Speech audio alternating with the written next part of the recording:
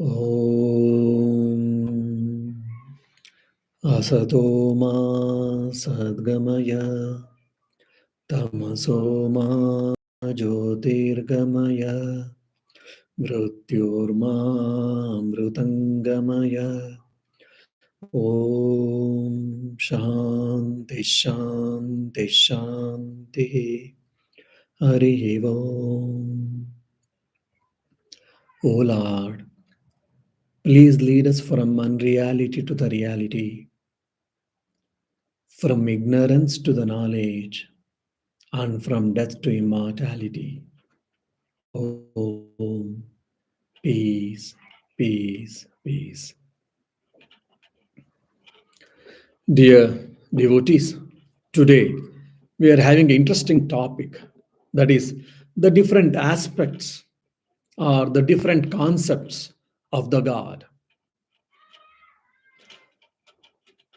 Especially if you see the history, the human history across in just in 20 centuries, in the name of God and in the name of religion, there are a lot of wars, battles, and bloodshed, unfortunately, which was not supposed to, no doubt. Why the several battles happened? Why so many people died? So many innocent people were killed. So when I was thinking about it, I got two or three points by which causes by which probably this bloodshed would have happened. One is that foremost is fanaticism. My God is the only true God. My religion is the only true religion. My path is the only path. So this type of fanaticism created war or conflicts and bloodshed. And of course, the offshoot of that is bigotry. So then, if you see Crusaders, if you see Knight Templars, for the Jerusalem, between Muslims and Christians, for 10 centuries they fought. And in India, thousands of people were massacred from the Mughals, the Muslim rulers. Why? Because they were the idol worshippers. Like this, lot of bloodshed has happened across the globe in the name of God, in the name of religion. Now, what is the key or what is the solution for all these things? We all would like to have a peace. We would like to have a calm living, peaceful living, healthy living. So, what is the solution for this bloodshed? Sri Ramakrishna, the saint and the incarnation of the 19th century, and is one of his foremost disciples, Swami Vivekananda, they re-echo the Vedantic statement, that is the universal acceptance. Okay, I am taking this particular path because it is suitable to me. I like this, fine. And you have taken a different path to reach the divine, to reach that supreme spirit or supreme self. Fine, welcome. You come with this path, and I will go in my path. We will go and meet together at some point of time. So it is not tolerating others, it is universally accepting others, is the solution which we have to accept, which we have to practice in everyone's life. I may be Hindu or a Muslim or a Christian or a Buddhist, or I may belong to any religion or any caste, any sect, any ethnicity. I should love my own path and I should respect and love others' path also. And not only that, the best things, whatever I feel from other religions and from other sects, I should also assimilate. I should respect and I should also try to assimilate in my own way so that my progress can be quicker. This is a wonderful teaching given by the Vedanta, and this has been re-echoed by Sri Ramakrishna and Swami Vivekananda. The universal acceptance. Now, well, when I say that the universal acceptance is a solution for this uh, problem of the fanatism or the bigotry or the bloodshed, no, an intellectual person or the person who has got a philosophical bent of mind, he asks, but my scripture says this, that my God is the only God, and you are saying that we have to accept universally. Universal acceptance is the solution. What is the philosophical basis for your theory? Or what is the philosophical basis for your argument? Have you got any? Or theological statement or philosophical statement, people may ask. And there were people who were fighting among like Hindus, Muslims, Christians in Calcutta way back 100 years before. The Sri Ramakrishna, when he witnessed this conflicts between different religious leaders, he called all of them and he said, "Come on, you sit." And he also sat and he asked them, "Okay, be calm for some time." And he asked, like, "Look, there's a pond nearby. There's a big pond." And he asked a Hindu, he said, "You are going and fetching the water from the pond, isn't it?" "Yes." "Then when you go and fetch the water from the pond, what do you call?" "Oh, for us, water is very sacred. We call by the name called Ganga." "Fine. Well, then he asked Muslim, "Okay, do you also fetch water from the same pond?" He said, "Yes, I do fetch from the same pond." "Okay, so what do you call the water? By what name you call the water?" Then the Muslim religious leader, he said, "Okay, I call by name Pani." Pani is the Hindi name for the water. He said, "I call by name Pani." Well, then he asked a Christian, "My dear Christian, do you also fetch the water from the pond?" He said, "Yes, I do fetch the water from the same pond for my domestic purpose." Sri Ramakrishna said, "Well, what do you call?"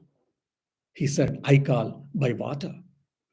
Then he said, "Look, there's only one pond there, and the same H2O or the water, and you three people are going and fetching the water, same water, and someone is saying Ganga, someone is saying Pani, someone is saying some of you are saying the water. That means the same material you are fetching for your use, and you are calling by different names, isn't it?" All of them, they nodded their heads. Then he concluded that similarly, God is one. You can call by different names. Just like, for an example, a person, when he's related with his parents, he's a child, either son or daughter. Then, if he's related with his friends, he's a friend. If he's related with the country, he's a citizen. And is related with his children, he's a parent. And if he's related with his office place, then he's an employee. That means what? Same person, sometimes he's called father, sometimes he's called, son, sometimes he's called employee, sometimes he's called citizen, and whatnot. So only one person, but he's called by different positions based on the relationships. So similarly, God is only one, but we call it by different names. My religion asks him to call by Shiva. Someone they call him as a Vishnu. Someone call as Jehovah. Someone call as a Christ. Someone will call as a Father. Someone will call by the name Allah. But God is one. We are calling him by different names. Then why to quarrel? Why to fight each other? So whatever I call, so God doesn't favor that. Okay, God, he is calling me by name Shiva, then I'll favor him. Or I have called by the name Jehovah by such and such a person, I'll favor him. Does God favor anyone? No. Only God favors the person who is righteous, who is ethical, who is a right citizen, isn't it? So Sri Ramakrishna concludes that God is one, but we call by different names. So understand this. Let us all love each other and let us live each other harmoniously. We should not quarrel. We should not fight. Then the religious leaders, they understood the greatness or the importance of this a small story or incident, and they shook their hands and they left. Now you see, story is very simple. Story is very simple, but it has got a profound meaning. So we have to think. So this is what the philosophical base. 10,000 or 20,000 years before, in India, the sages told that Ekam Sat Vipra Bahuda Vadanti. The reality, the supreme reality is one, but the wise people, the knowers of the truth, have called by different names. So God is one, but we call by different names. And there is no problem. You can add some more names, maybe 10,000 names, more names for God. Neither God is happy nor God is unhappy. But we should not quarrel. That's what Sri Ramakrishna says. And he also tells one more beautiful story for this philosophical foundation of harmony of religion, harmony of intra-religion, harmony of inter-religion also. As we all know, among Christianity itself, a lot of quarrels have happened. Among Muslims, a lot of quarrels have happened. Among Buddhist quarrels have happened. Among Hindus, quarrels have happened. So we need a harmony between religions, and among the religion also we need a harmony. So what is the way out? Sri Ramakrishna gives again one more simple story. Through this story, he is explaining the profound truth. He narrates, he explains a beautiful story of a chameleon. A chameleon was, probably many of you might be knowing, a chameleon can change its skin color according to its wish. And generally, as I have observed and I have heard, when it is sitting on a particular place or in an object, whatever the color of that object is there, it tries to turn the skin of the color nearer to that object. Like for an example, it is sitting on a tree, branch of a tree, and it is a light wood color, light brown color, and it changes its color into light brown. Now it is sitting on the blue colored object, and it changes itself into blue color nearby. Or if it is sitting on the green color, it changes its color to the green. So that is the uniqueness of this chameleon. So chameleon was sitting under it, was sitting on the tree, a branch of a tree. A person, just he was walking by that way, then he saw, then there's a brown color, an animal, small animal, mammal. He saw, okay, chameleon is in brown in color. He saw here, he observed it, and he marked it, and he left. Then after some time, one more person, just he was walking the same path. Then he also observed chameleon. This time chameleon was in blue color. Then he observed, then he said, okay, he observed, and he also marked or noted, okay, chameleon is in brown in color or blue in color. Then after some time, one more person, because it's a common road, civilians are passing one by one. Among the civilians, one more person observed it, and he noted that the chameleon is violet in color. Fine. Then someone observed it was gray in color. Then among the people who had observed, so few, four or five were sitting for just for having a cup of tea probably, and they were discussing. They said, look, a person said, look, I saw a beautiful mammal or an animal that it is known as a chameleon, and it was brown in color. It was so nice. I noted it. Then the other person said, no, no, no, I think you have got a color blindness. Why? Of course, the story doesn't have that. I'm adding this. So why? Because I saw that it was not a brown, it was a violet. Someone said, no, how can you say that? It was a blue. Then the other guy said, no, it was a green. Then again there was a quarrel. No, it was a brown. It is a brown. It is a gray. It is a green. It is a violet. It is a blue or whatever. There was a fight. Then after some fighting, then they fought each other. Then afterwards they said, okay, look, we'll go back again near the tree and let us try to see. Then all of them went back, and they went back. They approached the tree. Unfortunately, the chameleon is missing there. Chameleon is not there. Now a person was sitting below the tree. Then they approached him. Look, we have seen a chameleon here. And that person was a monk, supposed to be. He was a monk. Then in India, monks are respected, highly respected. Then said, sir, venerable sir, we had seen chameleon here. What did happen to it? Then monk said, this is a chameleon. It was there. It might have gone somewhere, that's all. Then they said, sir, we have got one question, and you are a monk. We know that you will tell truth always. So will you tell the truth? Or will you mind to answer our question? The monk nodded his head and said, why, yes, my dear, what do you want? Then a person said, sir, when I was passing this way, I looked a chameleon. Chameleon was sitting in the particular branch of this tree, and it was brown in color. Isn't it, sir? The monk nodded his head and he said, yes, it is. Then the fellow jumped into the air and said, look, I'm right, I'm right, I'm right. The other person said, sir, how can it be possible? Revered sir, when I saw the chameleon, it was blue in color.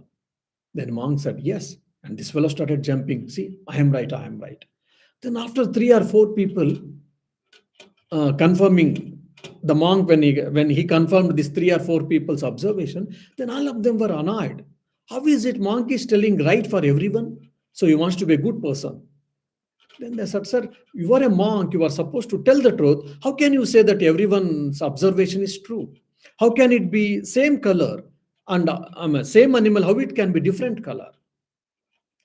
Then monk said, look, I think you don't know fully about chameleon. Chameleon can change its color as it wish. So sometimes it is brown, sometimes it is green, sometimes it is blue, sometimes it is violet. So it has got all these colors, and sometimes chameleon be colorless also. I mean, just a light white or whatever. So it is like almost like a colorless.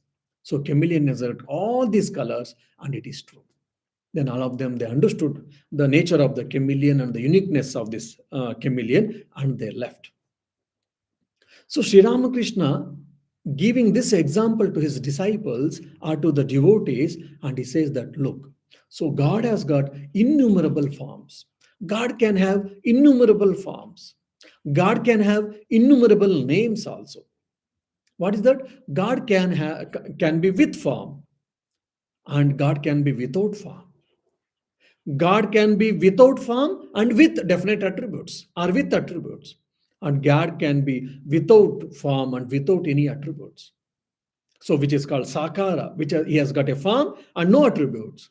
Some philosophies, some religion advocate this philosophy, this theory about the God. Some say that no, God doesn't have any form, he doesn't have any definite qualities or definite attributes. Yes, that is true. Some say, no, no, no. God has got a definite form and he has got definite auspicious, innumerable auspicious qualities. If you say, Sri Ramakrishna said, yes, that is also true. So God is with form, with qualities or without qualities, and God is without form and without qualities. All these things are true. And not only this, God is much more than this, God is beyond this. So then in Calcutta, in those days, there was a intellectual fight between the philosophers. God is with form or God is without form.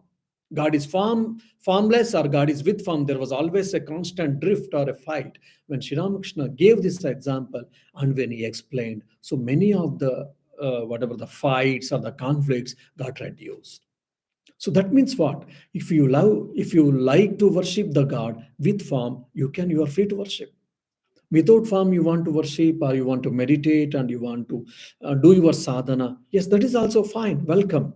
So only believing in God, believing in the Supreme Self, and trying to experience Him is what important. Whether God you call by any name, or whether He has got form or formless or whatever, so it doesn't really makes a difference. That's what Sri Ramakrishna ended his teaching.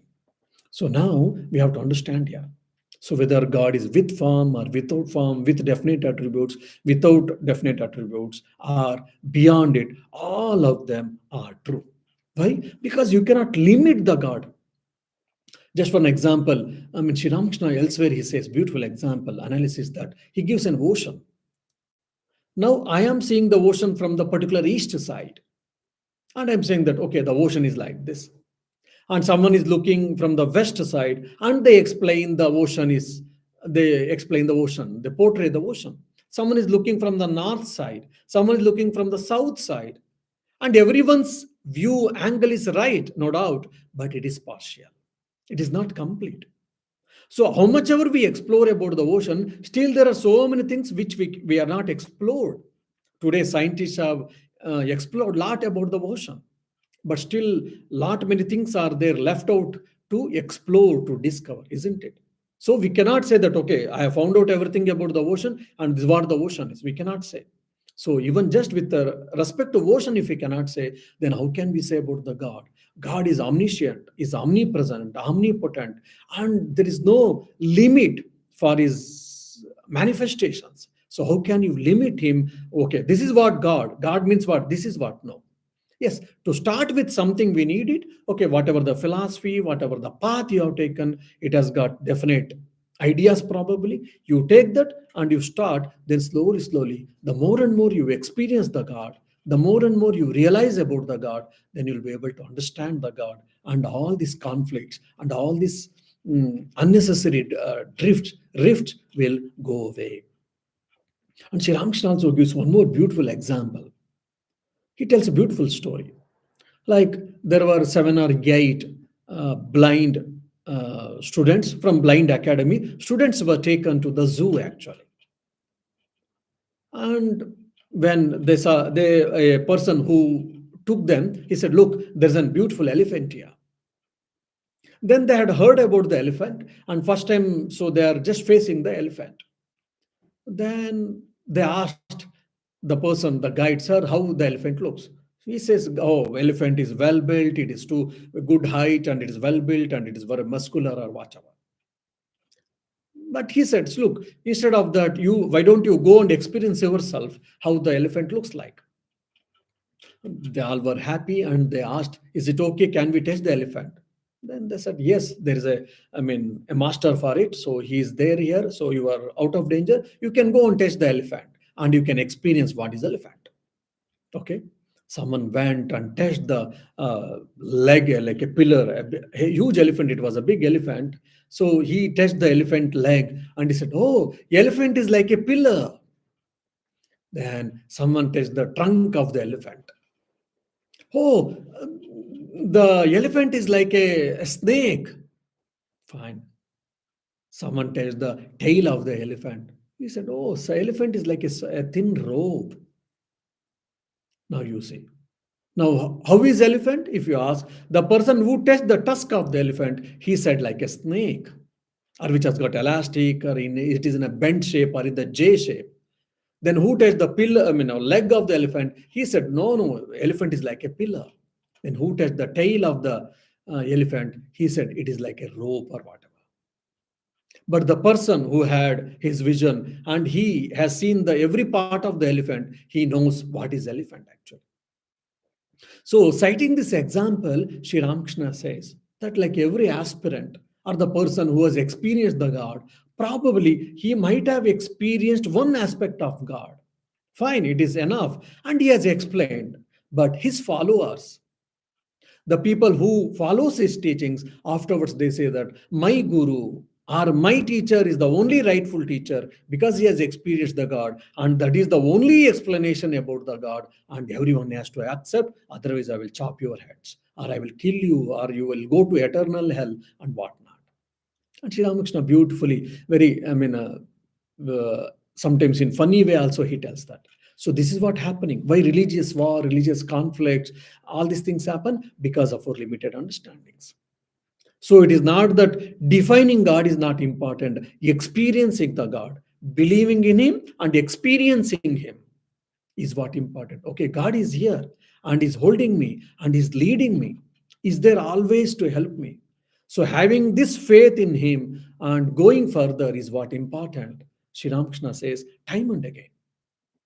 Now, well, when we hear all these things, the question may come philosophically. Whoever has studied philosophy a bit more, then say, how can it be God is with form, without form, and both and beyond? How it is possible? There should be one philosophy, isn't it? That's where there are 4 main types of theism which is there in the Western philosophy. If anyone of you have studied the Western philosophy, classical Western philosophy in deeply, you'll be able to understand.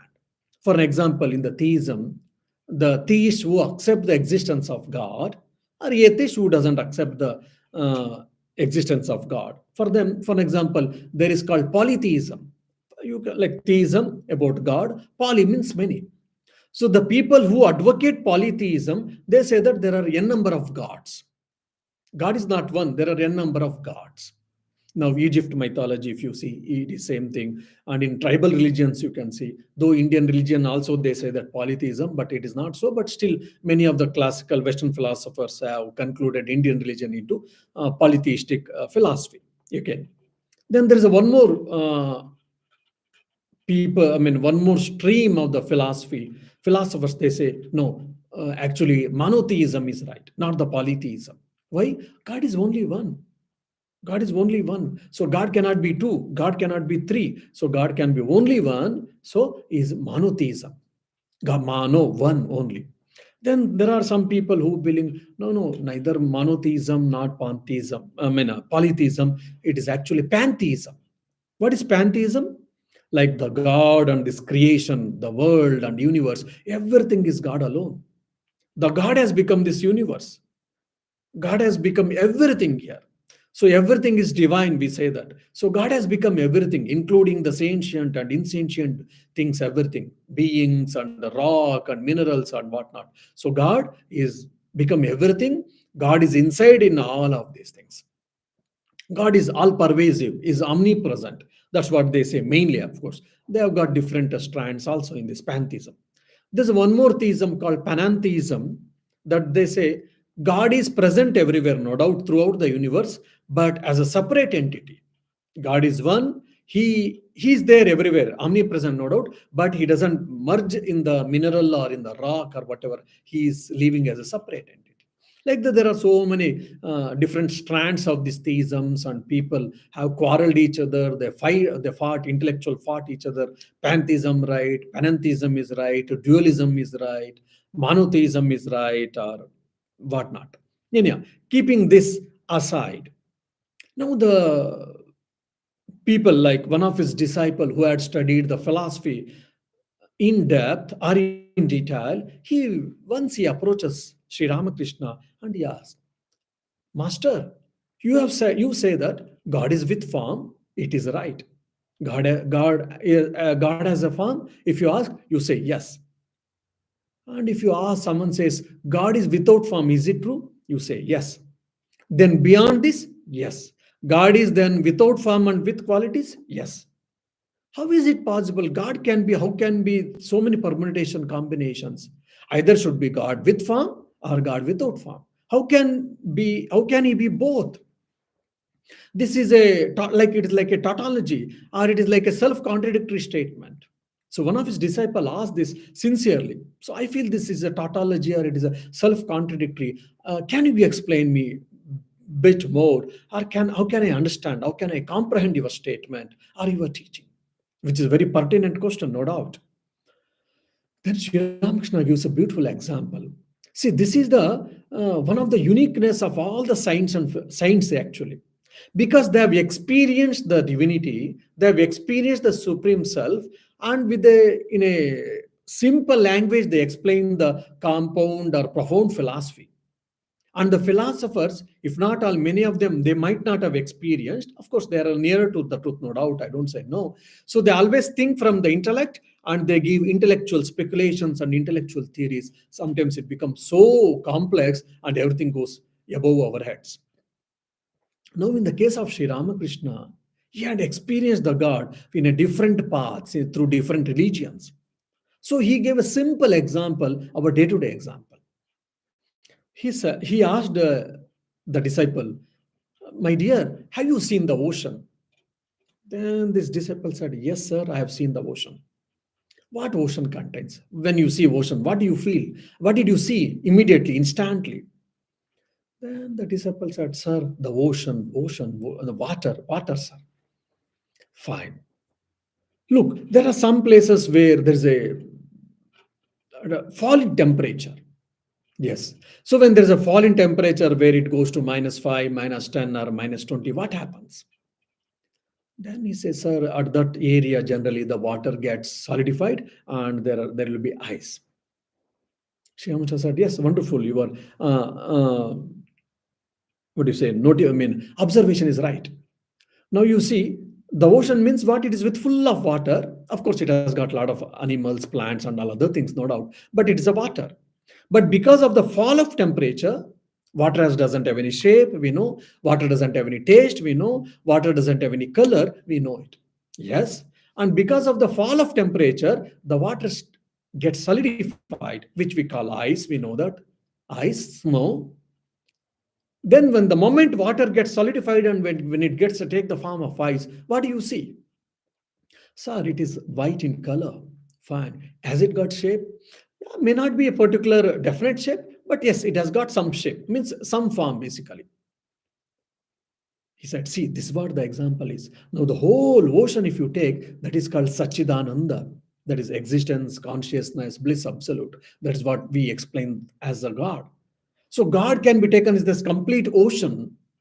And because of the fall of temperature, some places the water has been solidified, and you can see the color and you can see the form of the water in the form of ice.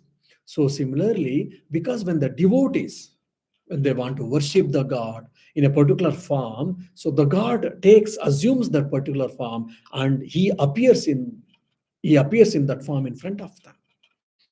So God without form and God with form, both are true. So when the temperature rises, what happens? The ice melts and again it becomes water.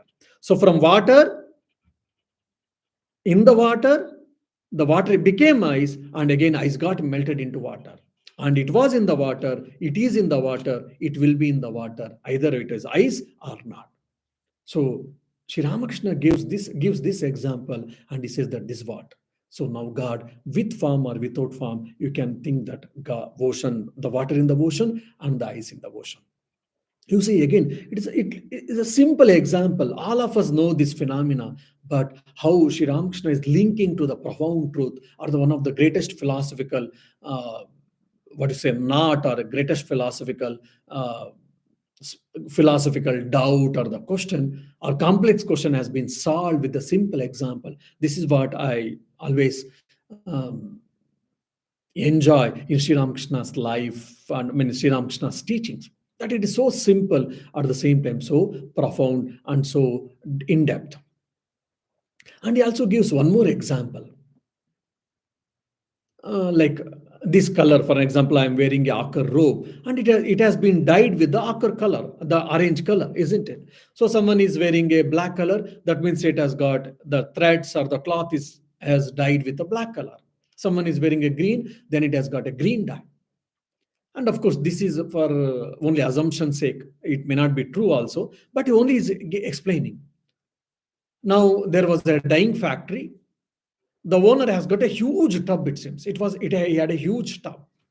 Then one person goes, sir, I want a green color cloth. And he takes a one white cloth, and he says that, sir, can you dye this cloth? Can you dye this cloth? Fine. Then the owner asks, which color you want? He says green color. Then he takes that white cloth, and he puts in that tub, and he lifts it, and he goes, look, here is a green cloth. And the second customer comes, and he says, sir, I want a brown color cloth. Okay, fine. He takes this cloth, and he dips in the tub, and he gives, okay, look, here's a brown. Like that, green, orange, blue, red, etc., etc. So only one dyeing tub, but as per the person's wish, he was giving a different color clothes. So similarly, Sri Ramakrishna gives an example, like whatever you take the form, whatever you assume the form, whatever you wish, God appears in that form only to bless you or to restore your faith. So God with form and God without form, and beyond them, both are true, my dear. And he ends this with a beautiful statement. Now, a person was standing at the last. 5 or 10 people had come. They were asking with the different colors. The final man, when he came, the owner asked, my dear, please tell me which color cloth you like. Then that person said, sir, whatever the color is existing in that tub, you put that color for me. Then the owner says, he laughs and says that no, it is colorless.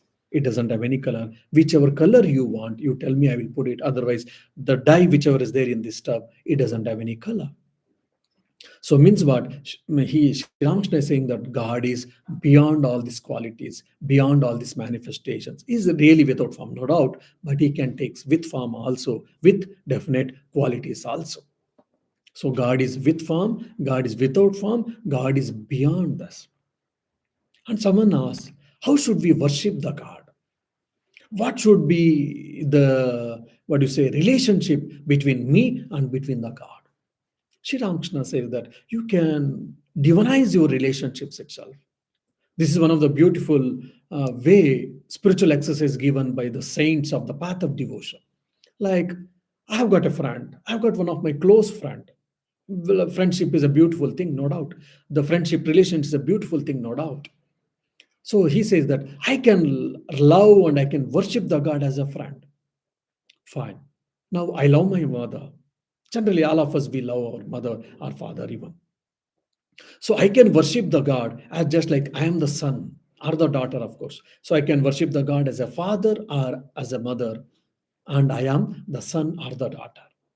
Now, husband and wife relationship, some of them may like that relationship. If you so, then Sri Ramakrishna said that, okay, you can take the God as your husband, and you can, will a lot of, like in Christianity, even nuns, they worship the Jesus as their husband and they worship.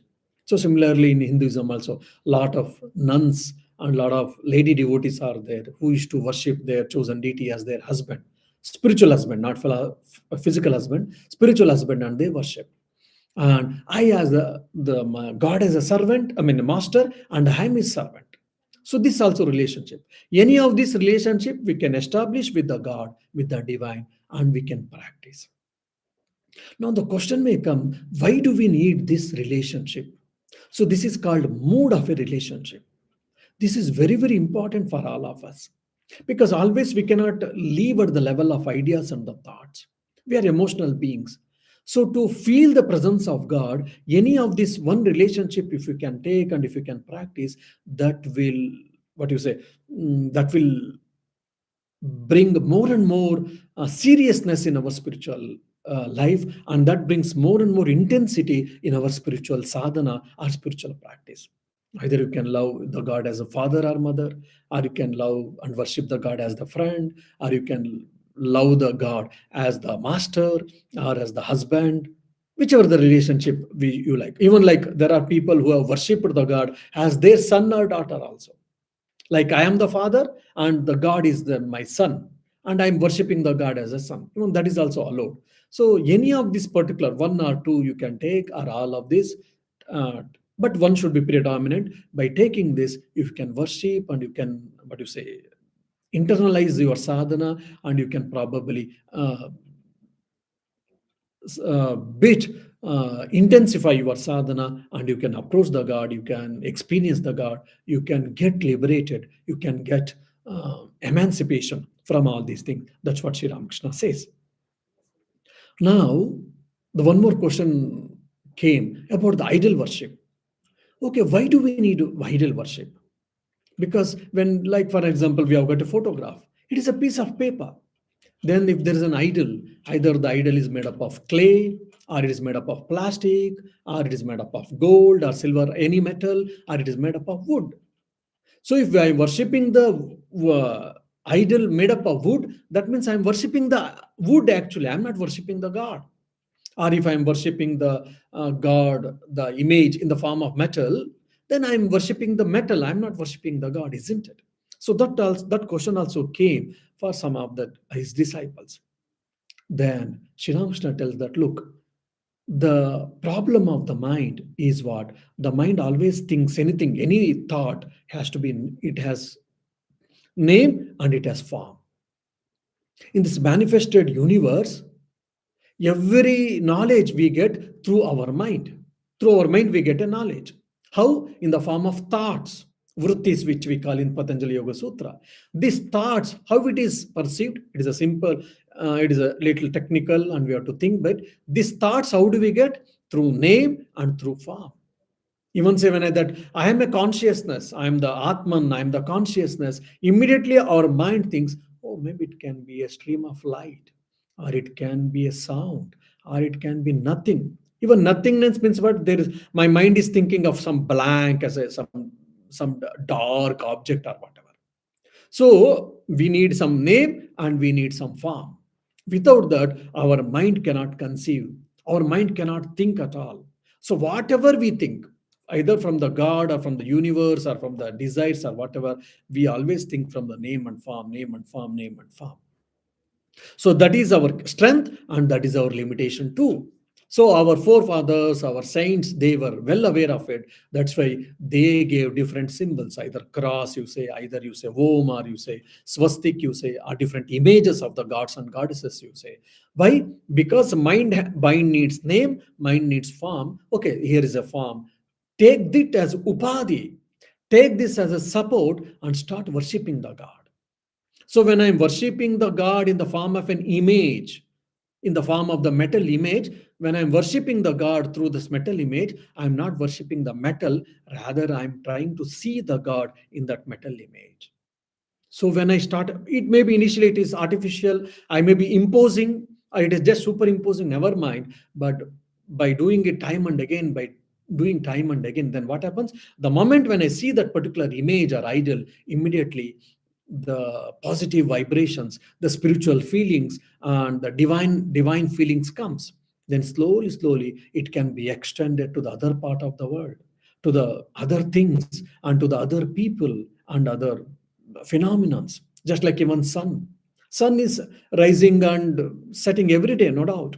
And we see, if is an artist, he makes a beautiful drawing, and if he's a poet, he writes a beautiful poem.